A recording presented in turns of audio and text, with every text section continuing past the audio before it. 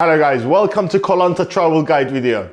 In this video, I will tell you everything that you need to know about Koh Lanta Island. So without further ado, let's jump into the video with a Thailand intro. Welcome to our Rediscover Thailand series. I have traveled all over Thailand for 12 months, and in this Thailand travel guide series, we will feed monkeys, swim with sharks, and of course, we will get to know the elephants, enjoy the beaches, hike mountains. We will also join the biggest water fight in the world. If you want to see all these and more, make sure you subscribe now and ring the bell to discover all about Thailand for free.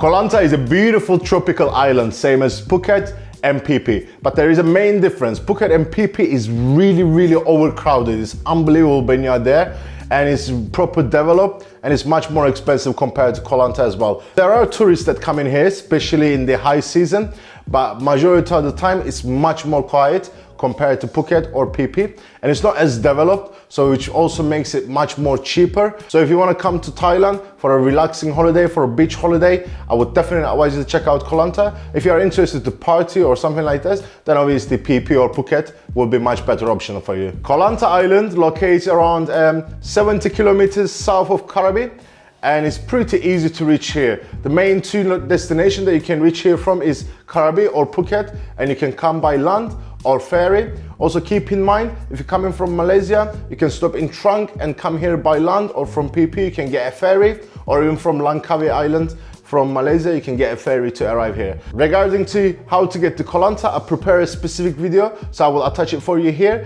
and you can check that out if you need more information. Best time to visit Koh Lanta is from December till March. This period is also known as the high season, and it's the time where the most tourists will be in Koh Lanta. Don't worry when I say most tourists, it's still not going to be as busy, but it's definitely the period where all the restaurants will be open, all the attractions will be available. And from April to October, it's the low season where the rain season has start coming in. That's why the island is much more quiet.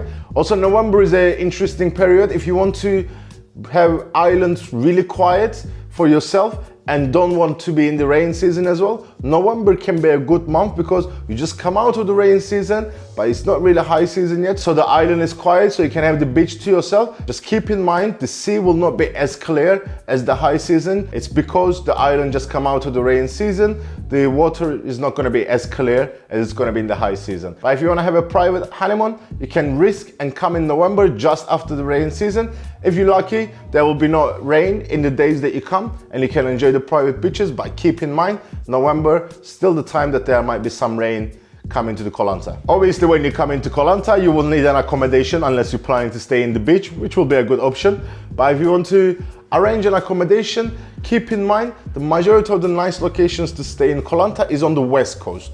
The south is more rocky area, and on the west coast, my favorite area, which I personally stayed as well, was Long Beach. Here the vibe is really nice. It's like hippie vibe, the people are friendly. You know, we've been driving around all day, but I still think I like our area the most because it's mostly like bungalows and more laid back, more like I really like this one. It's like atmosphere is so chill here. Everybody in bikinis, don't wear shoes. Yeah, graffitis, bungalows, and it's not like developed area. Whereas when we were driving, it was like the the sounds, like nature sounds. It's amazing. Yeah, it's pretty nice. And also, if you have family, you might also want to stay around Klong Dao Beach, which is closer to pier, and you will definitely find everything that you're looking for in these areas. There are restaurants, bars, transportations available, so you will definitely be happy to stay in these areas. When it comes to going around in the island, if you have a driving license, I will definitely advise you to rent a scooter. Don't panic because it's not as chaotic as Phuket or Bangkok, but keep in mind the roads here are not as developed, so there are lots of holes. If you're not really confident of driving scooter, I do not advise you to rent, obviously, but if you're confident with your skills and you have a driving license, I will definitely advise you to rent a scooter. It will be much more cheaper, much more convenient, and the island is not that big, so you can drive everywhere and explore it yourself. But if you don't have a driving license, or if you're not planning to rent a scooter, keep in mind there are tuk-tuks that you can just pay and they will take you anywhere you want. Obviously, it will be much more expensive compared to renting a scooter yourself. One thing that I really like about Koh Lanta, that it's touristic place, it's a Thai island, but the locals here didn't change it. So what I mean is, Thailand's known as land of smiles, and that is actually true. I traveled all around Thailand, and when you go to the rural areas that is not really touristic, The locals are really friendly, they're smiley, they're always willing to help you. But as you come to the touristic locations such as Phuket, PP, the locals' behavior change a little bit. I'm not saying they're bad people, but obviously they kind of get sick of all this tourists and the behavior of the tourists, so they distance themselves a little bit and they're less forgiving and all this kind of stuff. But when you come to Koh Lanta, it's not like this. Locals are still friendly, they're really helpful, and it's much more nice feeling. Also, when it comes to English, the English level on the Koh Lanta is decent. Anywhere in Thailand, when you go, you're not gonna find amazing English level. As you go to touristic locations, it's better. And as you go to the rural areas, it's less and less people speaking English. In Koh Lanta, it's enough. When you want to communicate with someone, you will have enough English. They will have enough English to be able to communicate back with you. Obviously, when you're planning to Koh Lanta, you will want to find out what are the attractions that you can check out. First of all, I have to tell you that the 4-island tour is amazing. It's not specifically in the Koh Lanta island, but this is a tour that you get and visit the different islands surrounding Koh Lanta. And my favorite was Emerald Cave. If you come into Koh Lanta, you should definitely check it out.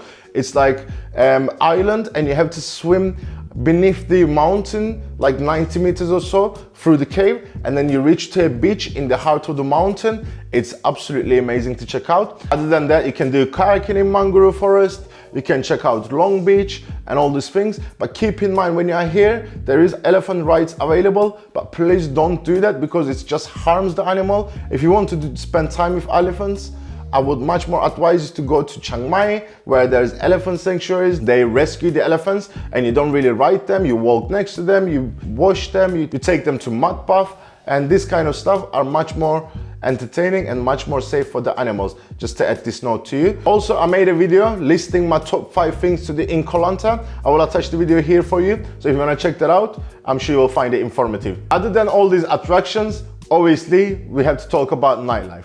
As I said, it's not as good as Phuket or PP, but there is still some nightlife available. There are bars, hippie bars, beach bars. Also, after the sunset, there is fire shows in Long Beach where you can chill in the restaurant or the bar and enjoy the show. But if you want to have a more drinking party, you can check out Freedom or Mushroom Bar. Now let's get into the prices of the island. Obviously, the first prices that you will consider is your accommodation, which will be the most expensive one.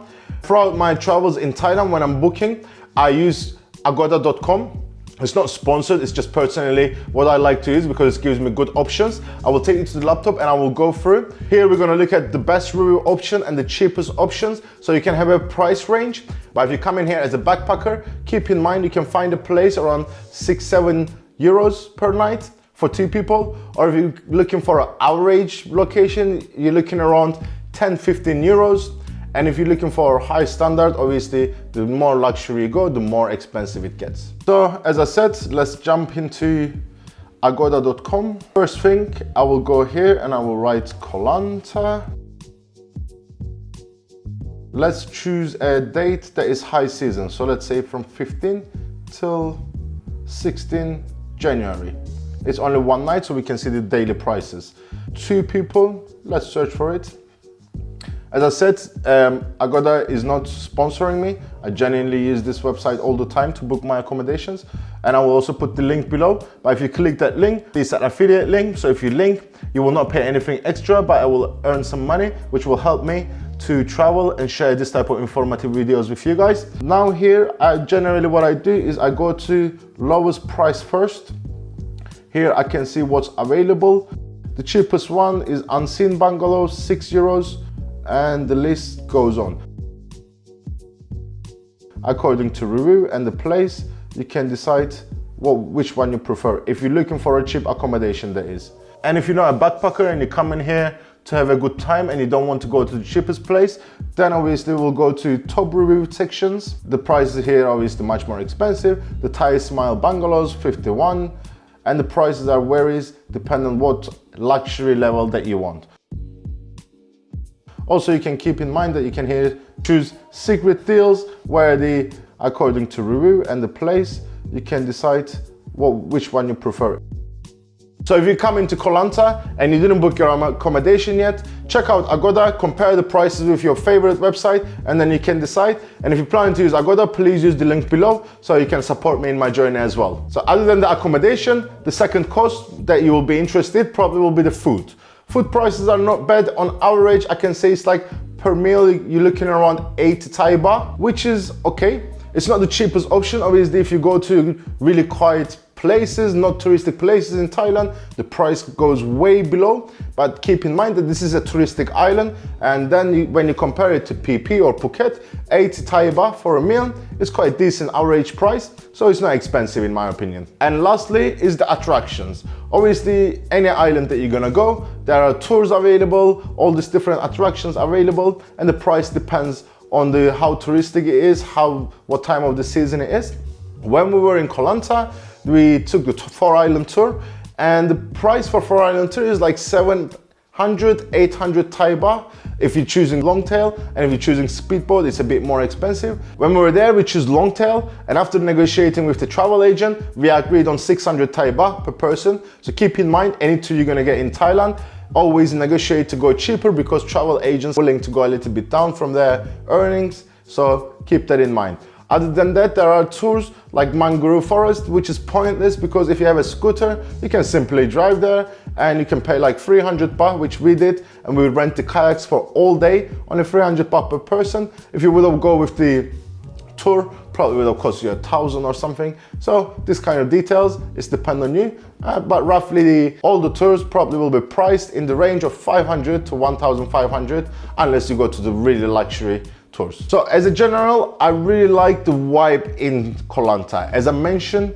the people here are really friendly. It's not only the locals, the tourists coming here are really friendly as well. They come here to chill, relax. What I really like about Koh Lanta is that it's beautiful island. There are really nice beaches, really nice vibe, and it's not as crowded as PP and Phuket. And that also makes it the cheaper option as well. So as a general, I really enjoy Koh Lanta, and I would definitely give this 5 out of 5 rating. And if you're coming around this area, I would definitely advise you to check out Koh Lanta if you were looking for a relaxed atmosphere, nice beaches, and a nice tropical island. You should definitely come and check out Koh Lanta. If you have any more questions, please write in the comment below, and I will respond to you as soon as possible. And also, as you're watching this video, I assume you are interested in Thailand, so I'll put my Thailand video here. So make sure you check it out. There are really interesting and entertaining videos waiting for you to watch. Hope to see you in the next video. Bye bye.